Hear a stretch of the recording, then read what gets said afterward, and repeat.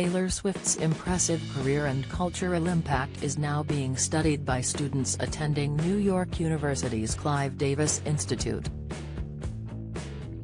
The first-ever course, which already boasts a long waitlist, launched on Sunday, January 26 and will continue through Wednesday, March 9, according to Variety.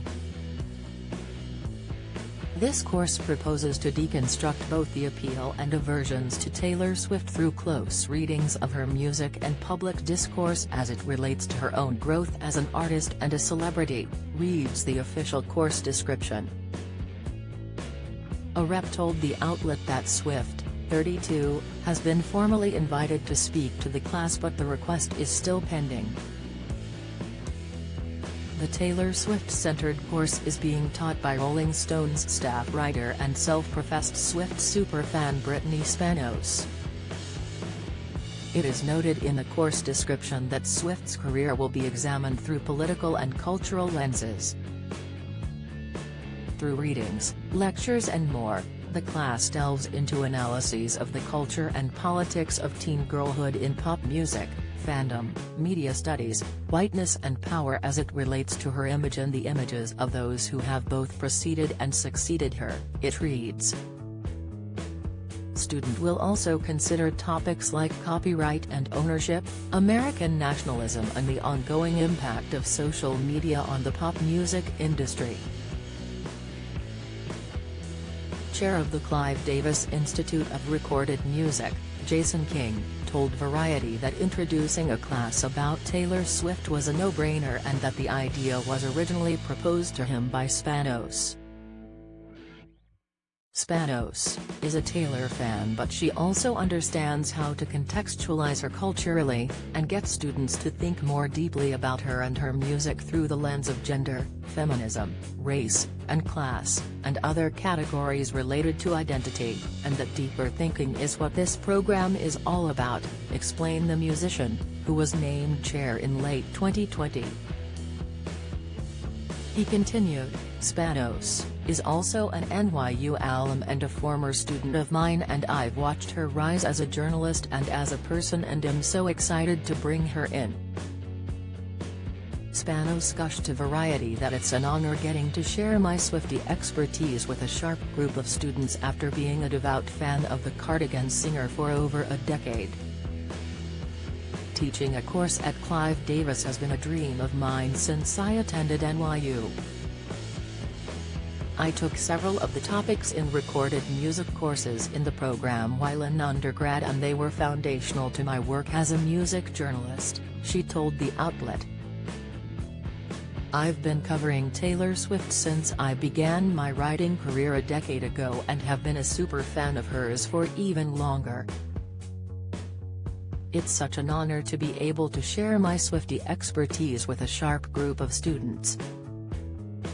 I hope to help them rethink how to engage with one of the thing's world's biggest and sometimes divisive stars, in the same way Clive professors like Jason King, Vivian Goldman and Joe Levy did for me when I took their courses, she concluded. Over the years, the Clive Davis Institute has treated students to classes taught by the likes of The Roots frontman Questlove and multi-platinum record producer Bob Power. Taylor Swift burst onto the country music scene in 2006 upon the release of her first-ever song Tim McGraw. She'd signed a recording contract with Big Machine Records in 2005 at the young age of 15. According to Billboard, the lead single off her debut album remained on the Billboard Hot 100 for 20 weeks and would go on to reach No. 6 on the Hot Country Songs chart. In October 2006, her self-titled debut album Taylor Swift was released and would catapult the then-teenage Swift into superstardom. After 4 chart-topping albums and 7 Grammy wins, the singer shocked her fan base by abandoning her country roots to explore the realm of pop music. This put her in direct competition with the likes of pop superstars Katy Perry, Lady Gaga, Beyoncé, Miley Cyrus, and more. she released her first exclusively pop album, titled 1989, in the fall of 2014. 1989 proved to be a huge success for Swift as it remained in the #1 spot on the Billboard 200 chart for 11 non-consecutive weeks, and it rested in the top 10 for an impressive 52 weeks, as per Rolling Stone. Since then, she has released 4 more albums: Reputation, 2017, Lover, 2019, Folklore, 2020, and Evermore, 2020. Her Grammy Award total now rests at 11, and she split from Big Machine Records in 2018 after her contract expired. She signed a new deal with Republic Records that same year. Swift has been re-recording her first 6 albums after Scooter Braun purchased her entire music catalog out from underneath her and then sold it without her knowledge for $300 million to Shamrock Holdings. She called Scooter out over the sale in a social media post and claimed that he intentionally kept her in the dark while he turned a hefty profit on her hard work. Prior to that, in 2019, Braun had purchased Big Machine, first taking the rights to Swift's body of work, and at the time, she voiced public outrage at being cut out of the deal.